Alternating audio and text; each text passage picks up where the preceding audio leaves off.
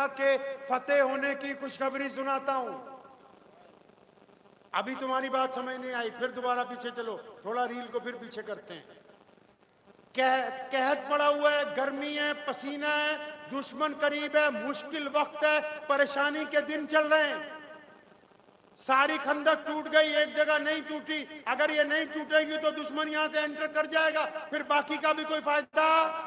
ऐसे मौके पर जब साहबा ने कहा या रसूलल्लाह नहीं टूटी, तो रसूलल्लाह जब मौके पर पहुंचे तो पहली सिफ्त ये है यहां मोहम्मद रसूलुल्लाह सल्लल्लाहु अलैहि वसल्लम की कि उन्होंने अपने सहाबा को डांटा नहीं है।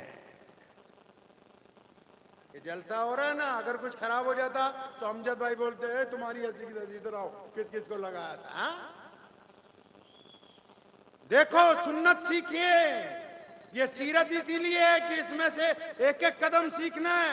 मतलब बदतरीन हालात में, मुश्किल हालात में नबी अलैहिस्सलाम घबराए नहीं है, अपनी उम्मत को डांटा नहीं,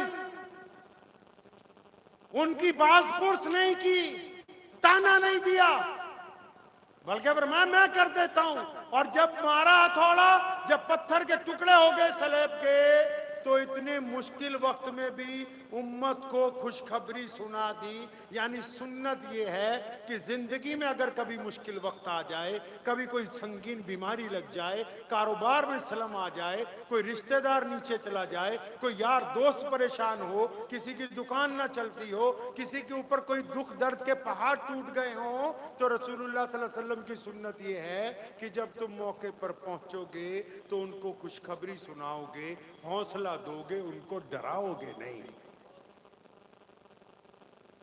प्यारे पैगंबर अलैहिस्सलाम ने हजारा मर्तबा कहा बदगुमानी कुफर है, बदगुमानी झूठ है।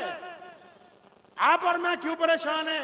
भाई भाई से बदगुमान है, इमाम मुअज्जिन से, मुअज्जिन मुतवल्ली से, मुतवल्ली ट्रस्टियों से, अब यही बदगुमानी मोहल्ले में, पड़ोसी पड़ोसी से, अब वही बदगुमानी कॉन्स्टिट्यूएंसी में, सारे लोग एक दूसरे से बदगुमान है। सिर्फ बदगुमानी की बीमारी ने तमाम अमाल को बर्बाद कर रखा है। अपनी ज़हनियत को पॉजिटिव करेंगे इंशाअल्लाह।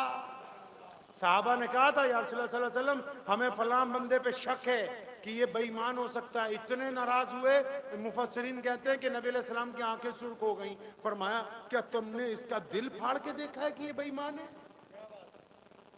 हम लोग तो होलसेल में बेईमानी के सर्टिफिकेट बांट रहे थे, होलसेल में, और फिर बोलते नहीं नहीं मुसलमानों का कुछ नहीं हो सकता। अबे होगा कैसे? तुम्हारा दिल ही इतना छोटा है भाई।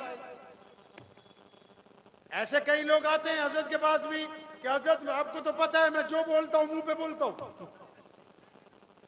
आपके यहां भी होंगे अहमदाबाद में ये डायलॉग बोलने वाले, हैं कि जो बोलता हूं, ये लिख लो कि जो बंदा ये कहता है कि मैं जो बोलता हूं मुंह पे बोलता हूं, इससे बड़ा ठग और बेईमान कोई दूसरा। अब क्यों नहीं है वो भी सुनो।